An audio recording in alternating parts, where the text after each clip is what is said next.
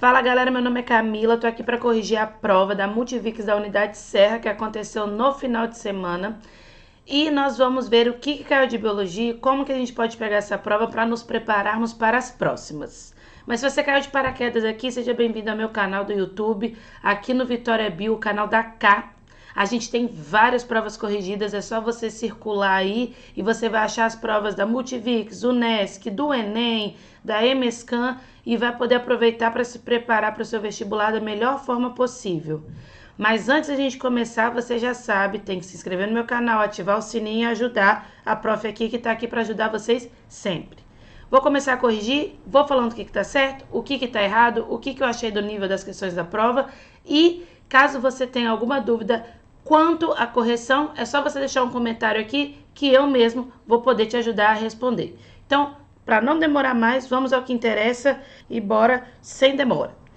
Geralmente esses textos que vêm em prova a gente pode ignorar, mas eu sou uma boa pessoa, não vou ignorar, tá bom? Agora, se eu fosse vocês na hora da prova, eu tentaria responder a questão sem ler esses textos. Por quê? Porque às vezes não é necessário e às vezes ele vai te pegar um tempo que é muito importante para a prova. Texto pequeno assim, ok, mas você vai ver o último texto da última questão dessa prova, desesperadão. Olha só, questão número 1 dessa prova. Comissão do Senado aprova a criação do Estatuto do Pantanal. Texto vai à Câmara. A Comissão de Meio Ambiente do Senado aprova o projeto de lei que estabelece o Estatuto do Pantanal para a proteção e recuperação do bioma. A proposta deve ir para análise da Câmara dos Deputados. Deve ir agora para análise da Câmara dos Deputados. Pode-se definir bioma como uma questão de ecologia básica, ecologia conceitual e o que você tem que saber. Quando a gente está falando de ecologia, a ecologia ela estuda termos acima do termo de espécie. Então, o objeto de estudo da ecologia é população. O que é população? Conjunto de indivíduos que ocupam o mesmo espaço ao mesmo tempo. Comunidade. Conjunto de populações diferentes que ocupam o mesmo espaço ao mesmo tempo. Ecossistemas. O que é um ecossistema? É a interação de fatores bióticos, fatores vivos, com fatores abióticos, que são os fatores não vivos. Bioma. O que é um bioma? Bioma é um conjunto, deixa eu até colocar aqui logo a definição para vocês. Bioma. Conjunto de ecossistemas com características fitofisionomicamente semelhantes. Então, o que é ecossistema com característica fitofisionomicamente semelhante? Palavrão, né? Mas o que é fitofisionomicamente? Você tem as mesmas características climáticas, de composição de vegetação, é tudo muito parecido, tá? Conjunto de ecossistema com características fitofisionômicas. Eu falei diferentes? Mas é semelhantes, tá? Se eu falei diferente, me ignora. Semelhantes. Então, você tem plantas e fisionomia, né? O ambiente, ele é muito parecido. Depois que você tem o estudo dos biomas, em ecologia a gente começa a estudar a biosfera, que é a junção de todos os biomas e ecossistemas terrestres. A única biosfera conhecida até hoje é o planeta Terra. Vamos lá ver o que diz essas alternativas. Letra A. Bioma é uma área geográfica onde se desenvolve um ecossistema relativamente uniforme, fitofisionomicamente semelhante, caracterizado pelo clima, solo e fisionomia da sua vegetação. Provavelmente, gente, é essa, né? Porque está falando que é uma área geográfica com ecossistemas parecidos, uniformes, caracterizado com clima, solo e fisionomia da vegetação idênticas, né? Então, provavelmente é essa. A capacidade dos organismos de um nível trófico de aproveitar a energia recebida para produzir biomassa. Primeiro a gente utiliza a biomassa para produzir energia, tá bom? Então a gente pega a biomassa, a matéria, e a gente utiliza alguns processos biológicos, como respiração, por exemplo, para produzir energia. Tá tudo meio esquisito nessa alternativa. A circulação de elementos químicos constituídos de moléculas orgânicas entre os organismos e a parte não viva do planeta. Se você está falando da interação de seres vivos com seres não vivos, o nome disso é ecossistema. Grupos de populações naturais que cruzam entre si e que estão reprodutivamente isoladas de outros grupos semelhantes. Aqui não é populações naturais, é grupos de indivíduos que se cruzam entre si, estão reprodutivamente isolados, ou seja, com quebra de fluxo gênico. Isso é o conceito de espécie. As questões por si só elas estavam erradas, tá? As alternativas. A relação entre o número de indivíduos da espécie e a área ou volume que elas habitam. O nome disso é densidade populacional. Conjunto de indivíduos é massa sobre volume, né? Densidade. Então, conjunto de indivíduos sobre o volume que eles ocupam. O nome disso é densidade populacional. Então, nos resta a letra A mesmo, como alternativa que melhor atende a gente aqui. Bora para a questão número 2. O drama do paciente que espera anos pelo tratamento de 5 órgãos de um mesmo doador. Meu Deus, esse aqui tá pior do que nós, hein? Luiz Perillo precisa de um tratamento do estômago. Estômago, um órgão do seu sistema digestório. Pâncreas é uma glândula, tá? Do que atua no seu sistema digestório, produzindo, por exemplo, o suco pancreático, né? Por células chamadas de acinos pancreáticos. Atua no seu sistema endócrino, produzindo insulina e glucagon por um grupo de células que nós chamamos de ilhotas pancreáticas. O pâncreas, ele é considerado uma glândula que a gente chama de glândula mista, glândula apócrina ou mista. Por que apócrina ou mista? Porque é uma glândula tanto endógena, uma glândula que produz hormônio e uma glândula que produz secreção. Vou lembrar o nome, tá? Esqueci. Fígado. O fígado, ele é considerado também um órgão glândula, porque ele atua no seu sistema endócrino e várias outras partes. Mas por que endócrino? Porque ele produz alguns hormônios. Quais hormônios? E no sistema digestório produz a bile, por exemplo. Então, no sistema digestório, ele é importante para a produção de bile. Lembrei, glândula endócrina e exócrina, tá? Ele atua como glândula endócrina no seu sistema endócrino e glândula exócrina no seu sistema digestório, quando produz o suco pancreático. Aqui o fígado, no sistema digestório, ele é responsável pela produção da bile, no sistema endócrino, responsável pela produção de hormônios, entre eles a renina. A renina, ele atua, por exemplo, no sistema de coagulação sanguínea, no sistema sanguíneo, né, porque ele produz os componentes protrombina, trombina, fibrinogênio, essas coisas. Intestino é parte do seu sistema digestor. Vamos lá ver o que está dizendo as questões. Aí o rim, sistema urinário. Tinha um rim que eu estava esquecendo. O procedimento é feito no Brasil, mas não faz parte do protocolo de transplante no SUS, o que dificulta o acesso para pacientes. Sobre o trecho da reportagem apresentado os assuntos relacionados, analise as afirmativas abaixo. Luiz Perillo necessita de um transplante multivisceral. Isso daqui está certo. Ele precisa de várias vísceras, vários órgãos internos. Pois necessita receber órgãos do sistema digestório? Sim. Do sistema urinário? Sim. Do cardiovascular? Não. Não tem nada ali de coração, vaso sanguíneo, nada disso. O pâncreas é uma glândula? Sim. Com cerca de 15 centímetros de comprimento. Raríssimas vezes, o erro vai estar no tamanho, tá? Então, dá uma ignorada nessa informação. Que possui células secretoras de enzimas e células que produzem 2 tipos importantes de hormônios, insulina e glucagon. Isso eu falei aqui em cima com vocês. Vamos colocar o nome dessas células. As células secretoras de enzimas é o que nós chamamos de acinos pancreáticos. E as células que produzem os hormônios são as células que a gente chama de ilhotas pancreáticas ou células de Langerhans. A gente está tendo uma tendência na biologia em mudar o nome de pessoa para nome dos órgãos, tá bom? Insulina. Aqui você vai pegar e gravar esse macetinho, ó. Você vai gravar o Gabi. Células alfa produz glucagon. Células beta do pâncreas produz insulina, tá bom? Então, a insulina é produzida por células beta pancreáticas e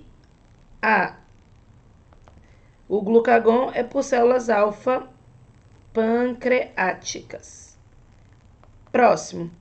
O alimento permanece no estômago até 4 horas, transformando-se em uma massa acidificada. Então, essa daqui tá certa. E semi-líquida denominada quilo. O que chega no estômago acontece o processo de quimificação. O que se forma é o quimo. Quando você termina a sua digestão, você vai ter do intestino, você vai ter o quilo. Como ele falou aqui, estômago, o que sai do estômago é quimo. O que sai do intestino delgado é quilo, tá bom? Vou fazer um negocinho aqui, gente, detalhezinho. Você faz um cocô de 1 quilo de cocô, não 1 quimo de cocô. Foi assim que eu gravei. Então, no final do intestino, você tem o quilo, que é o quilo de bosta que você está produzindo. Entenderam? É assim que eu gravei e é assim que me ajuda até hoje. Marque a afirmativa correta. Seria só 2, né? Somente a afirmativa 2 é correta, então letra B. Bora para a próxima. Plantas podem afastar o mosquito da dengue? Entenda a limitação dessa estratégia contra o Aedes aegypti. Quando o assunto é dengue e plantas, o foco costuma ser sempre o mesmo.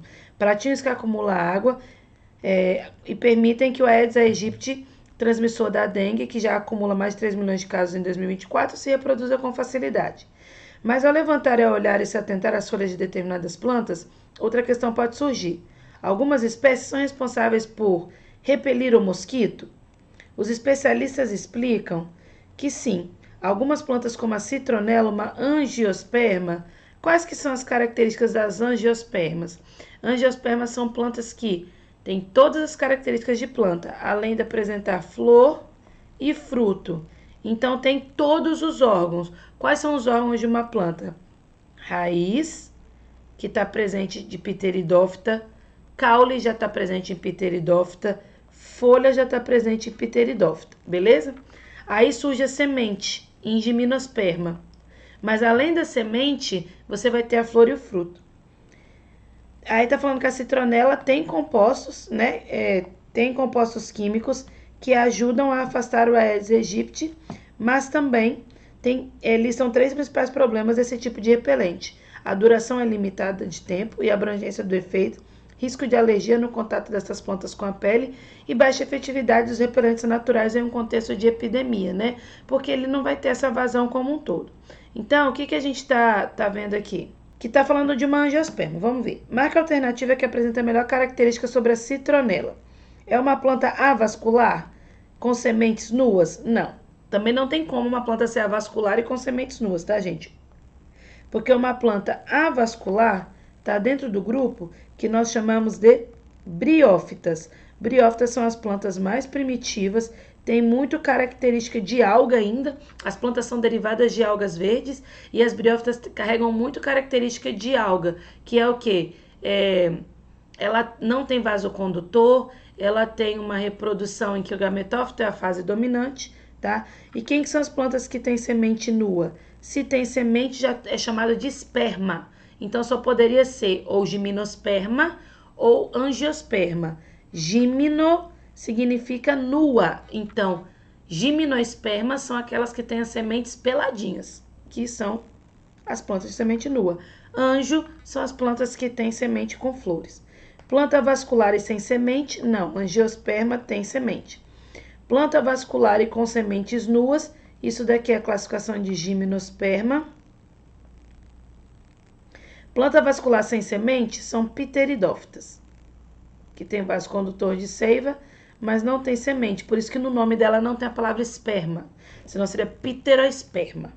Planta vascular e com sementes em frutos. Sim, você vai ter uma semente e ela vai ser protegida por um fruto protetor. Planta avascular e sem semente. Planta avascular e sem semente são as briófitas, e aqui não é o caso. Então, essa seria a letra D. Próxima. Embora o fim da pandemia de Covid já tenha sido decretado, diversos estudos... Gente, acabou o Covid, tá vindo esse mpox. Oremos. Diversos estudos científicos ainda estão em andamento para aumentar o conhecimento sobre a doença e descrever melhores estratégias de prevenção e tratamento. Em fevereiro de 2024, foi anunciada uma nova fase de um desses estudos aqui no Brasil. A reportagem abaixo explica um pouco sobre essa pesquisa. Estudos para a produção de soro anti-Covid entram em nova fase no CPPI. O que é soro? Soro é anticorpo pronto. Anticorpo pronto. Vacina, que é o que a gente tomou, você usa o agente morto atenuado ou partes do agente morto atenuado para ativar o seu sistema imune a produzir um anticorpo. Lembrando que soro é considerado um tipo de imunização, mas é uma imunização artificial, porque é feita pelo humano, e é passiva, porque você toma um anticorpo pronto, tá bom? O soro anti-Covid em estudo no CPPI, Centro de Produção e Pesquisa de Imunobiológicos do Paraná, em Piraquara, entrou nesta sexta-feira em nova fase de testes não clínicos. A primeira fase da pesquisa foi a imunização de cavalos. Então, essa imunização de cavalos aqui é o que nós chamamos de vacina. Ou seja, eles estão dando, olha aqui, o vírus SARS-CoV-2, eles estão aplicando o vírus para que o sistema imune do cavalo produza anticorpo, para a gente poder pegar esse anticorpo e depois colocar em nós, tá? Então, a vacina, que é uma imunização também artificial, só que ativa. Os equinos produziram anticorpos, aí o que eu falei para vocês, no plasma que foi purificado e se converteu em soro, que será testado quanto à sua segurança posteriormente eficaz. Esse é um importante estudo que poderá beneficiar no futuro muitos pacientes internados em Covid-19 em estado moderado e grave, porque é mais rápido, né? O soro é um anticorpo pronto, você não precisa desse tempo que o corpo demora de 7 a 14 dias para produzir o anticorpo, que talvez você não consiga resistir aos efeitos desse vírus, né? Então, o soro ele é aplicado em situações em que você precisa de rapidez para a resposta que você deseja. Os cavalos foram imunizados ativamente, sim, eles foram ativamente porque foram induzidos na produção de anticorpo. Na produção de anticorpo. Então, isso aqui, por enquanto, é verdadeiro. Por receberem o vírus SARS-CoV-2, que irão combater a infecção temporariamente, aí qual que é o problema? Não é temporariamente. Uma imunização ativa é permanente. Vamos ver aqui qual que está sendo o rolê aqui, tá bom? Esse aqui eu colocaria como falso. O objetivo do estudo é o desenvolvimento do soro, que será utilizado na imunização passiva, ok, dos pacientes internados com Covid em estado moderado ou grave. Essa daqui eu colocaria como verdadeiro. Vamos para a próxima. As imunoglobulinas são proteínas, sim, produzidas pelos linfócitos B, sim. Na verdade, verdadeira, produzida pelo plasmócito depois que o linfócito B é ativado. Mas não vamos ser cri-cri, não. Que se combina especificamente com substâncias estranhas ao corpo, chamadas de antígeno, tá bom? Levando a sua destruição ou inativação. Verdadeiro. Na verdade, também não destrói. O anticorpo, ele segura ali o causador da doença para que os macrófagos venham e fagocitem. Mas também, de novo, vamos evitar ser cri-cri?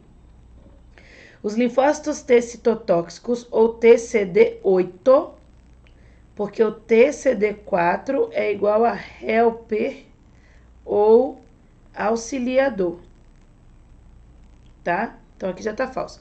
São especializados em reconhecer e matar células infectadas pelo SARS-CoV. É TCD8 e isso tá certo, tá bom? Agora ali o que tá errado é porque tava TCD4. Então verdadeiro, falso, falso, verdadeiro, letra C. Bora para a próxima. Perda de biodiversidade é o principal impulsionador de doenças infecciosas no mundo, aponta estudo.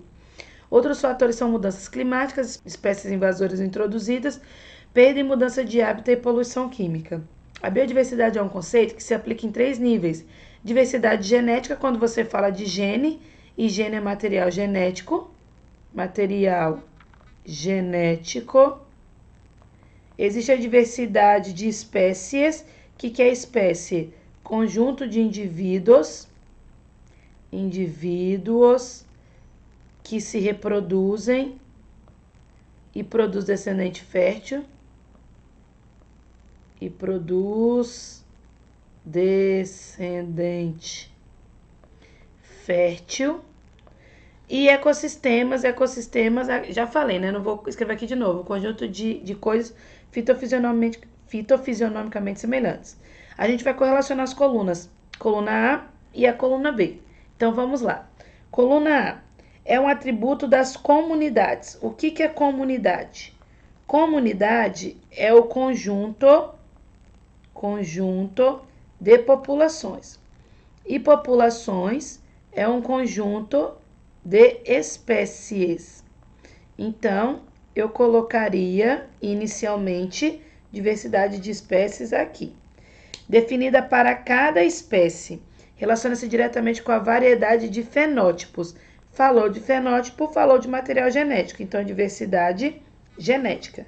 Heterogeneidade de ecossistemas dentro de biomas e biosfera. Está falando de níveis maiores, níveis de ecossistemas. Então, 2, 1, 3, 2, 1, 3, letra E.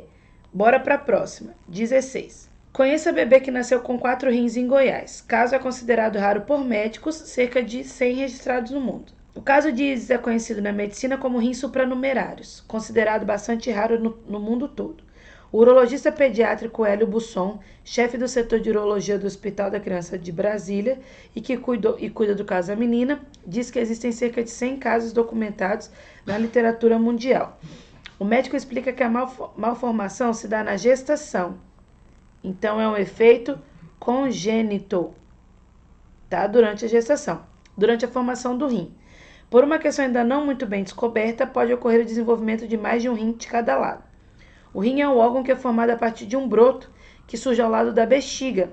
Esse brotinho vai estimular um tecido que está do lado de fora da bexiga a se transformar em um rim. Esse broto pode ser duplicado, a partir daí formar um rim com 2 tubos que vão drenar esses rins ou 2 rins, explica. A urologista pediátrica Larissa Marinho, que também participa do caso de Isis, relata que um dos rins da menina teve uma obstrução em que muita urina fica acumulada, ou seja, tem rim dessa menina que não funciona. Com isso, o órgão aumentou de tamanho e se transformou em uma massa abdominal, comprimindo outros órgãos, ou seja, trazendo problema, como estômago e intestino, dificultando a alimentação. Estômago e intestino é sistema digestório. Nós constatamos por meio de exames que este rim, além de obstruído, já não funcionava como rim, ou seja, não filtrava mais o sangue. Por isso, chegamos à conclusão de que esse rim deveria ser retirado. Lembra a médica. Vamos lá. O rim precisou... Sobre esse texto, fala afirmativa abaixo. O rim precisou ser extraído, pois além de não estar funcional, ele não está funcional. Tá certo. Acabou aumentando de tamanho, sim, e alterou o funcionamento do sistema digestório de Isis. Sim, tá aqui em cima, ó. Já não funcionava, comprimiu o sistema digestório, falou que estava grande, esse daqui tá certo.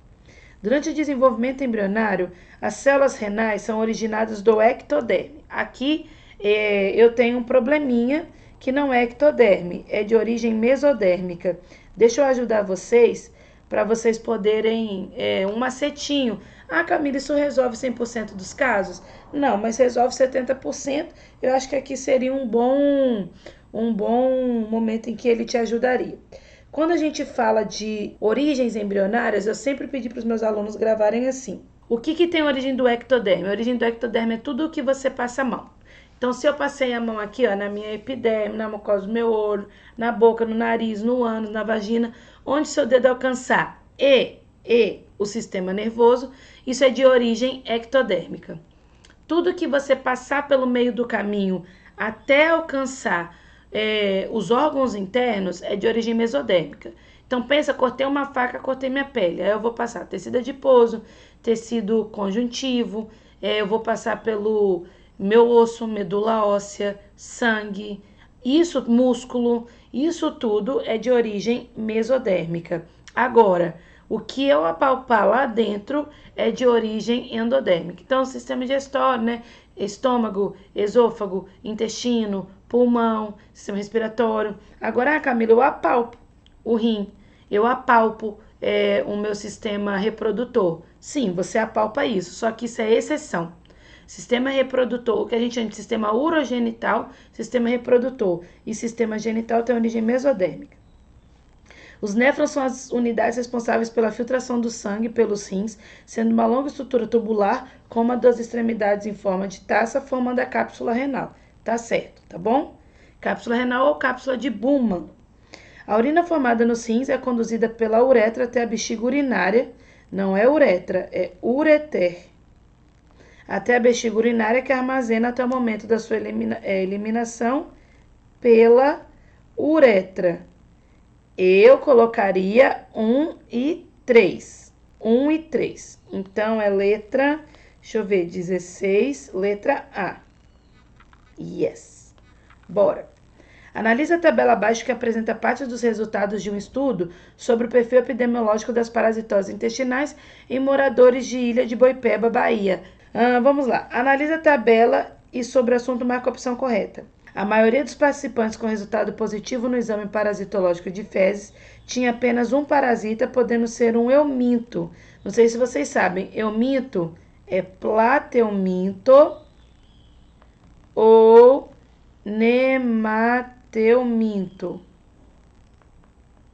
Um protozoário patogênico ou um protozoário não patogênico. Monoparasitados, poliparasitados. A maioria dos participantes com resultados positivos tinha apenas um parasita. Não, era poliparasitados. Tinha mais do que um parasita. Eram poliparasitados. Olha o gráfico lá, a porcentagem maior, parasitados. É de poliparasitados. Aqui, ó, gente. A maior parte é de poliparasitados. A eumintíase, mais frequente no estudo, é transmitida pela injeção eumintos. Vamos lá. Mais frequente, ancilostomídeo, que tem aqui ancilostoma duodenale. Ancilostoma duodenale ou ancilostoma brasiliensis, que é ancilostoma brasiliensis é o bicho geográfico e o ancilostoma duodenale é o que a gente chama de ancilostomose ou amarelão, tá bom? Então, mais frequente é transmitida pela injeção de carne animal cozida? Não. É transmitida pela penetração do verme pelo pé. Penetração ativa da larva pelo pé descalço. Tá. A detecção de esquistossoma amazônica no estudo sugere a liberação de esgoto no mar, pois seus ovos eclodem na água salgada, não é água salgada, é água doce, tanto é que a gente chama de lagoa de coceira, e a lagoa é água doce, liberando miracídio, que penetram ativamente na pele dos banhistas. Não, libera miracídio, que penetra no caramujo, aí o caramujo libera cercária, e a cercária penetra na pele. Então, aqui também está errado. Letra D. As larvas de Ascaris lumbricoides podem provocar tosse ao subirem pela traqueia, após a perfuração dos alvéolos pulmonares. Tá certo. A tosse faz com que você coce, e aí você joga isso para a faringe e é engolido. Tá certo.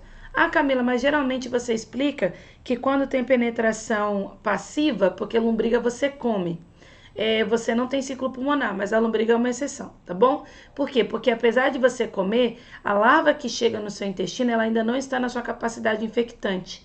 Então, ela perfura o seu intestino e começa a fazer o seu ciclo pulmonar para completar as mudas nas larvas. A gente fala que nemateuminto faz um tipo de equidise nas larvas, tá?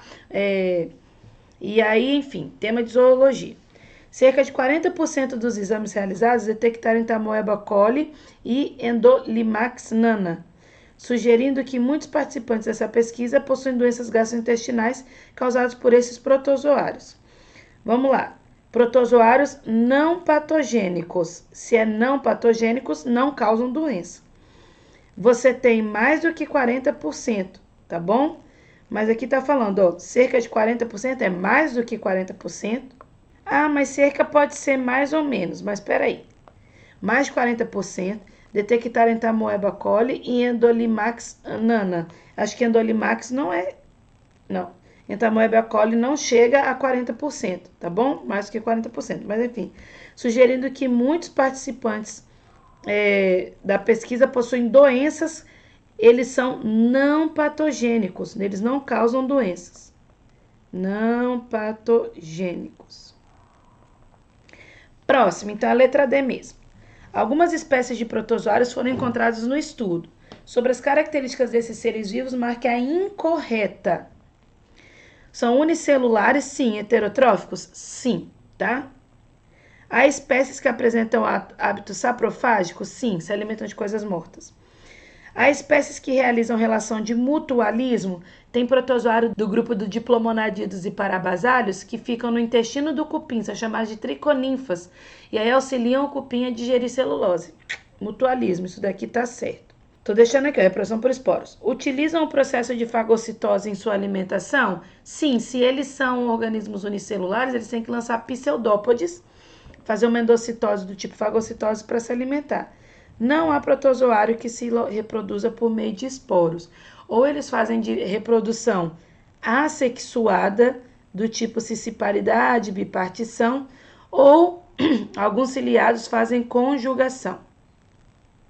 Esporos, não. Ó, até rimou. Próximo. Pé de soja gigante vira atração na fronteira do Paraguai com o Brasil. O brasileiro Carlos Bach, que há mais de 40 anos chegou ao Paraguai para trabalhar com a agricultura e que se estabeleceu em Santa Rosa del Monte, no departamento de Alto Paraná, surpreendeu a todos a produzir na propriedade da família 2 pés de soja que deram origem a mais vagens do que produzidas normalmente nas plantas cultivadas nessa região, que fica na fronteira com o Brasil. A média dos produtores locais gira entre 40 e 80 vagens em cada pé. E a maior planta cultivada na área do agricultor produziu 16.641. Misericórdia. Bach contou que 2 plantas foram cultivadas em área cercada e coberta com tela de proteção.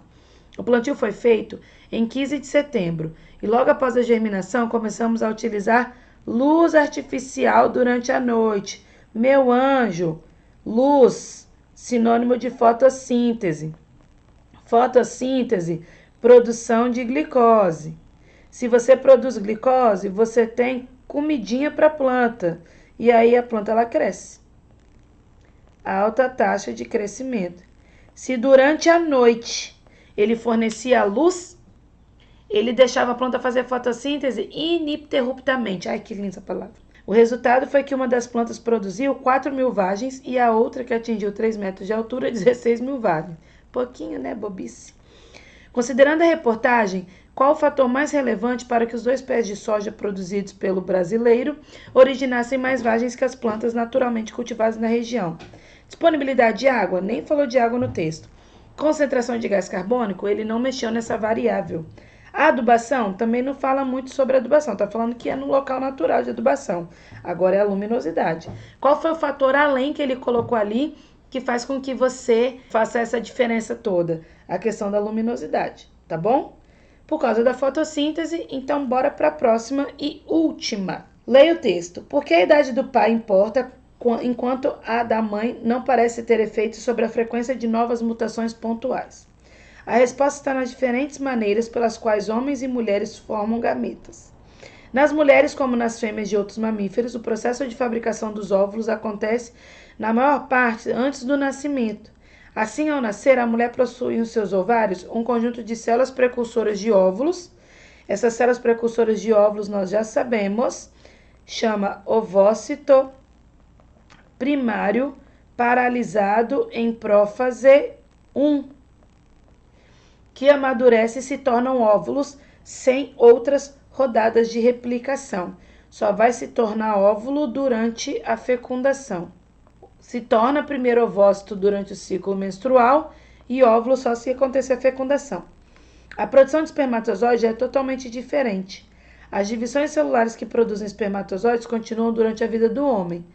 E há muito mais rodadas de divisão celular na formação do espermatozoide que na formação do óvulo.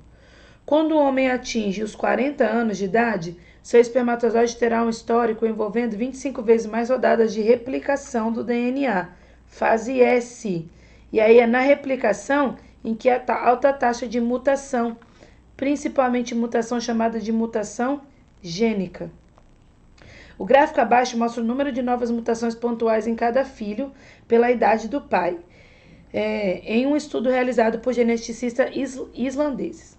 Cada ponto representa uma das 78 crianças estudadas dos 78 trios, mãe, pai e filho, estudados.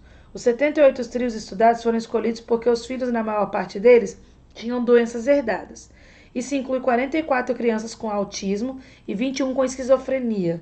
Para todas essas crianças, não houve outros casos dessas doenças entre seus parentes, sugerindo que suas condições eram derivadas a uma nova mutação. A partir das informações acima e do estudo abordado, analise as afirmativas abaixo. O aumento da idade paterna não influencia o risco de doenças herdadas pelos filhos, tais como espectro autista e esquizofrenia. Gente, olha só. Quanto maior a idade do pai, é só você... Eu que não sei matemática, socorro Jesus, meus amigos matemáticos, a gente sabe que você tem que olhar um gráfico sempre nos dois eixos, né? Tanto o eixo X quanto o eixo... A abscissa e outra, esqueci o nome. Mas você tem que ir no X e no Y ali. Quanto maior a idade do pai, maior o número de mutações. Então, isso daqui tá errado, porque influencia. Os filhos de um pai com 45 anos herdam mais de 80 novas mutações pontuais. Então, você só vai projetar aqui. E sim, ó, herdam mais do que 80 mutações. Tá vendo, ó? 40, 45, quase 100, tá bom? Em homens mais velhos, as rodadas extras de replicação do DNA para a produção de espermatozoides explica o maior número de mutações pontuais herdadas pelos filhos. Isso eu dou em aula. Na fase S, você aumenta a chance de ter mutação, que a gente chama de mutação gênica, né? E por quê? Porque é a hora que você está duplicando o DNA. É a hora que, às vezes, no lugar do A, você vai colocar um C, ao invés de colocar um T. E isso acontece de forma natural, a gente chama de tautomeria. O seu corpo, ele corrige através das fases do DNA. Mas quanto mais velho, mais esse processo vai ficando deficitário. E quanto mais deficitário o processo, você tem mais chances de acontecer mutações. Os filhos de homem com 25 anos têm maior risco de apresentar esquizofrenia do que os de 40. Não, tem menor. Gente, era mais uma análise gráfica do que uma questão de biologia. Por que que tem menor? Ó, se você projetar 25 aqui, menos de 60. Com 40, mais do que 60. Então, falso, verdadeiro, verdadeiro, falso. Matemática, eu ia piorar para vocês.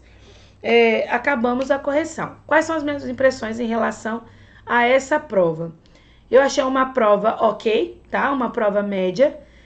O que eu falei para os meus alunos, eu vou falar para vocês. Se você acertou todas, não quer dizer que você sabe toda a biologia. Se você errou todas, tá na hora de acender um pontinho aí, uma luz vermelha, porque não estava no nível de dificuldade a ponto de você errar tudo, tá bom? Então, tá mostrando para você que você precisa consertar algumas pendências. Se essa correção te ajudou, eu falo para você deixar aqui nos comentários, dar um like, ajudar a gente e escrever qual outra prova você quer que eu venha e que eu corrijo. É só pedir que a mamãe Camila obedece. Beijo, galera. Foi um prazer corrigir, prova gostosa de fazer, não encontrei nada de errado. Vamos ver as próximas, os que nos reserva. Até a próxima. Tchau, tchau.